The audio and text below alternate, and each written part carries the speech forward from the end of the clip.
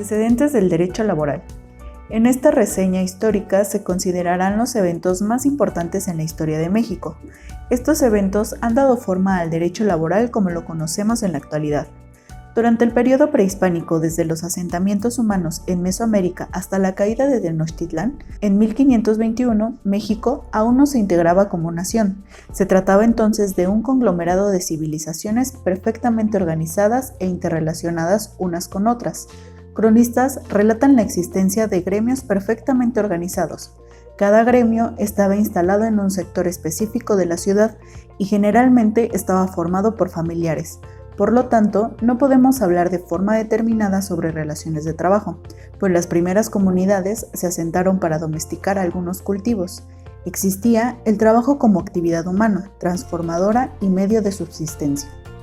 Durante el periodo de México independiente, que abarca desde 1821, año de consumación de independencia de México, hasta 1910, con el inicio de una nueva revuelta que traería consigo un nuevo orden político, social, cultural y por ende laboral en México. Se promulgaron y tuvieron vigencia dos constituciones en nuestro país, una constitución en 1824 y la otra en 1857. Durante la colonia, el trabajador tenía una jornada laboral de 18 horas y los salarios habían sido rebasados de 3,5 reales a 4 reales que eran en el mismo periodo. Habían 44.800 mineros trabajando en jornadas de 24 o más horas consecutivas. El trabajador estaba obligado a comprarla en tienda de raya. La Constitución de 1857 no incluía disposiciones en materia laboral. Los salarios seguían siendo miserables y las jornadas extenuantes. Los obreros empezaron a organizarse, surgiendo así las primeras sociedades organizadas de trabajadores, que llegaron a integrarse en el gran círculo de obreros de la década de los años 70. Durante el porfiriato que inició en 1877, la situación de obreros y campesinos empeoró. Díaz favoreció a los inversionistas extranjeros. Con ello, se facilitó el surgimiento de las tiendas de raya, explotación de recursos naturales, el ser humano incluido. La situación era tan complicada que originó huelgas en las minas de Cananeo, Sonora, y en las fábricas textiles de Río Blanco, Veracruz, ambas violentamente reprimidas. Los hermanos Ricardo y Enrique Flores Magón, miembros del Partido Liberal, pugnaban una jornada laboral de 8 horas, un salario mínimo de 1 peso, prohibición de que se haga trabajar a menores de 14 años, condiciones higiénicas, indemnización por accidente de trabajo, pago de salario en efectivo, suprimir tiendas de raya y descanso dominical. Durante el periodo revolucionario, que abarca de 1910 a 1917, la lucha armada estuvo aportando ideas para la revolución. Sin embargo, se enfrascaron en tantas luchas que los perjudicados fueron los más pobres y después apoyaron a Carranza a través de la Casa del Obrero Mundial, que integró a los batallones rojos. El artículo 123 tuvo participación de puristas notables y nobles obreros. Originalmente constaba de 4 acciones, de las cuales destacan la prohibición de derecho a menores de 12 años, se niega el derecho de huelga a obreros, la facultad de que cada estado tenga sus propias leyes en materia laboral dependiendo sus necesidades. Durante el periodo post-revolucionario de 1917 a 1960 se expide la Ley Federal del Trabajo. Las luchas entre trabajo-capital de acuerdo a sus condiciones continúan siendo precarias y las autoridades no colaboraron con la causa obrera. Fue así como en 1918 los obreros formaron la Confederación Laboral Obrera Mexicana, con siglas CROM.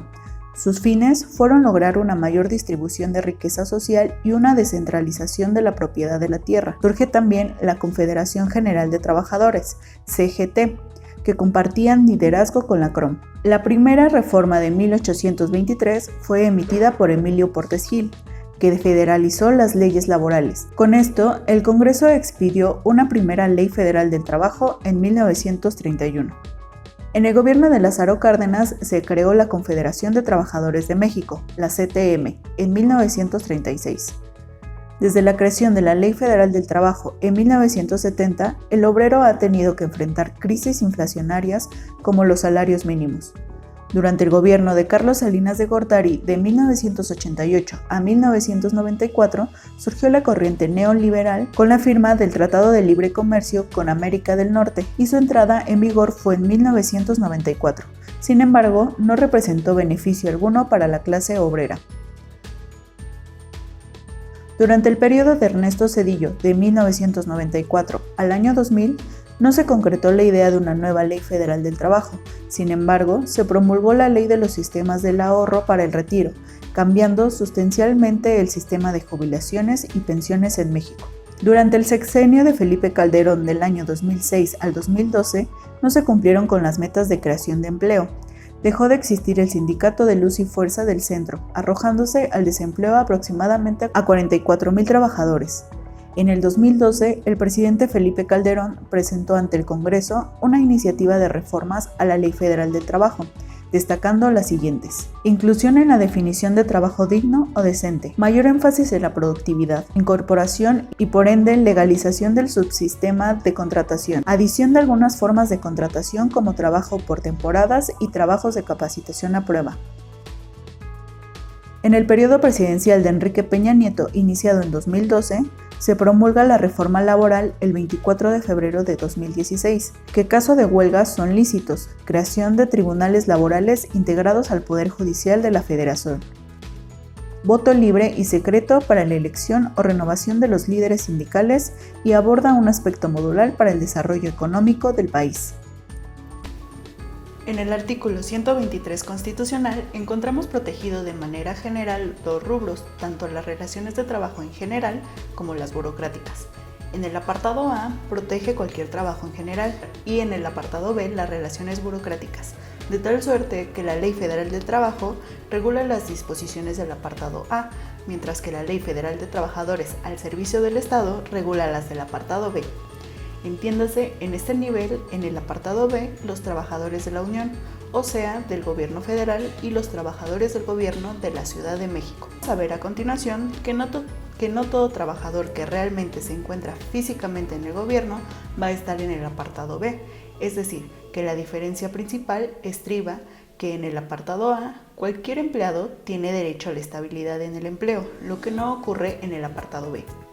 En el apartado B, los trabajadores de confianza no tienen derecho a la estabilidad en el empleo y pueden ser removidos libremente.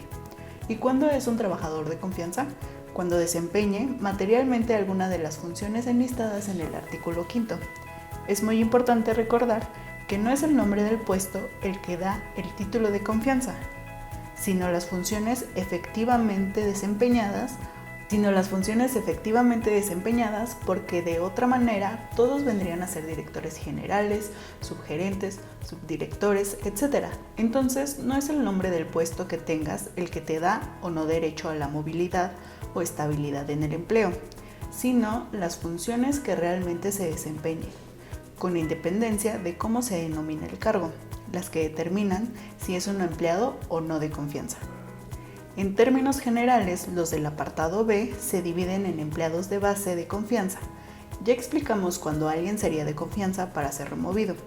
Y los de base, que son los que no desempeñen alguna de las funciones del artículo 5 que tienen derecho a la estabilidad en el empleo. En el apartado A, todos tienen derecho a la estabilidad en el empleo.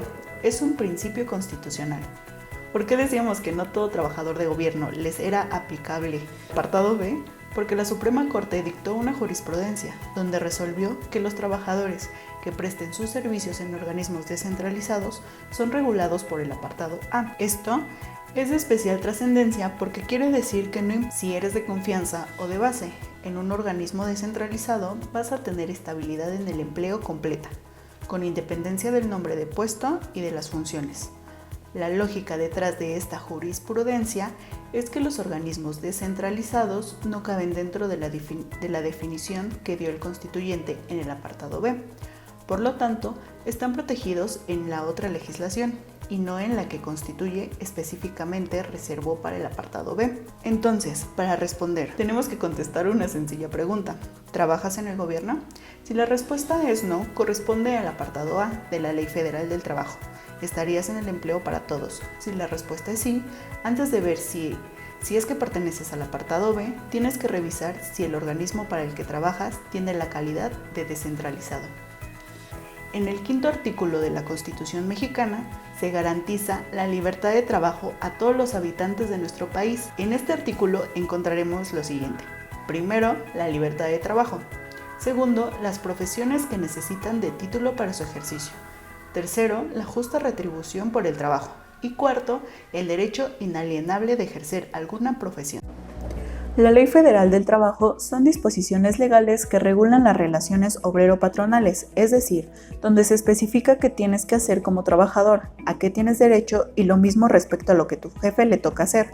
Algunos artículos de la ley son muy específicos y nos hablan acerca de los conceptos de trabajo, de quién o qué es un jefe, cuáles son los nombres de todos los involucrados en las relaciones laborales. Por ejemplo, en el artículo 3, una de las primeras especificaciones que nos hace la ley es que el trabajo es un derecho, es decir, que tú puedes realizar cualquier tipo de trabajo sin ningún tipo de discriminación. En el artículo 107 nos dice que tu jefe podría regañarte o llamarte la atención o incluso levantarte una carta administrativa, pero nunca podrán correrte sin importar la causa. En un contrato se deben incluir todos los acuerdos que se realizan al momento de ofrecer y aceptar un trabajo, algo así como las reglas del juego. Estas deben establecerse en un documento y este documento debe incluir varios datos. El artículo 25 nos dice que el contrato debe incluir todos los datos del nuevo trabajador, el domicilio del patrón, tipo de contrato, actividades que realizará, horario laboral, sueldo percibido y modalidades de pago.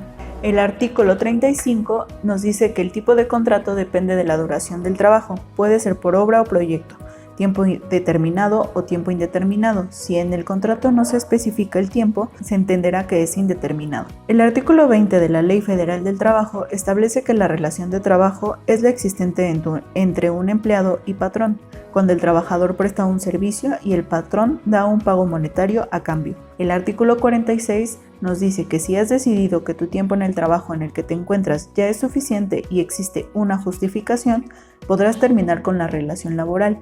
En este caso, el patrón y tú no tienen ninguna responsabilidad. Artículo 47.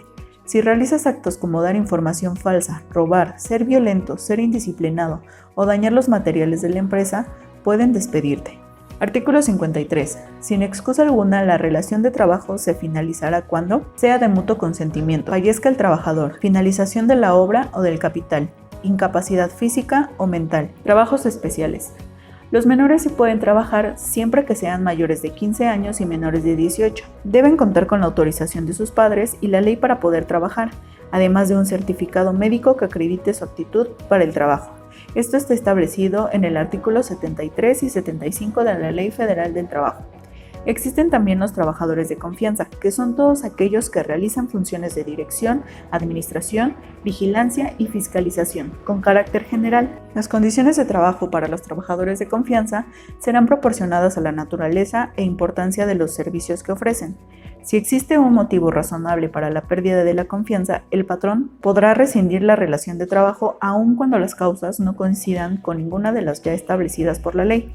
Existen también disposiciones especiales para los trabajadores de los buques. Estas aplican a todos los trabajadores de cualquier clase de barco o embarcación que siente bandera mexicana. Pueden ser capitanes, oficiales de cubierta y máquinas, sobrecargos, personal de cámara y cocina, entre otros.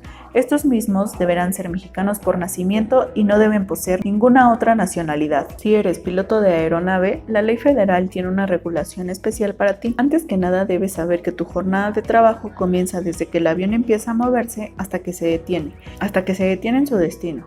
El tiempo que mensualmente podrás recibir como jornada laboral no debería exceder a 180 horas. En hoteles, restaurantes, bares y establecimientos análogos, como pueden ser las casas de asistencia, fondas y cafés, serán los siguientes. Primeramente, su salario será determinado por los salarios profesionales dados por la Comisión Nacional de Salarios Mínimos. Sin embargo, cualquier otra ganancia en efectivo, como lo pueden ser las propinas, serán parte del salario. El teletrabajo es el desempeño de actividades remuneradas fuera del establecimiento de trabajo. Esto quiere decir que no es necesario la presencia física de los trabajadores y estos desempeñan sus actividades laborales gracias a los medios de telecomunicación que actualmente tenemos, como el Internet, radio, correo electrónico, nuestro celular, entre muchos otros. Estas relaciones laborales deben desempeñarse en un más de un 40% de tiempo en el domicilio y el acuerdo establecido a las modalidades para el trabajo se reciben que estén estipuladas por escrito para ustedes, tanto el personal como colectivamente. Esto surgió en el año 2012, en el artículo 312 de la Ley General del Trabajo. Esto surgió en el año de 2012 en el artículo 312 de la Ley General de Trabajo. Se habla de trabajo a domicilio, lo cual es muy diferente a lo que hoy se conoce como teletrabajo. En 2021 se reforma este artículo, dando lugar a lo que es hoy el teletrabajo, sus modalidades y los derechos y obligaciones que tienen los trabajadores, tanto como las empresas o patrones. Conclusión. El derecho laboral ha tenido gran importancia en nuestro país a través de los años. Gracias a este se han establecido leyes y reformas, como la actual Ley Federal del Trabajo, que garantiza los derechos de los trabajadores, y el Código Legal en el que debes de actuar frente a la ley. De esta manera, tanto patrones como empleados están sujetos a las reglas particulares que nos regulan y los incluyen. Un ejemplo de esto son los llamados trabajos especiales, que protegen y defienden los derechos del trabajador sin importar sus características o vulnerabilidades.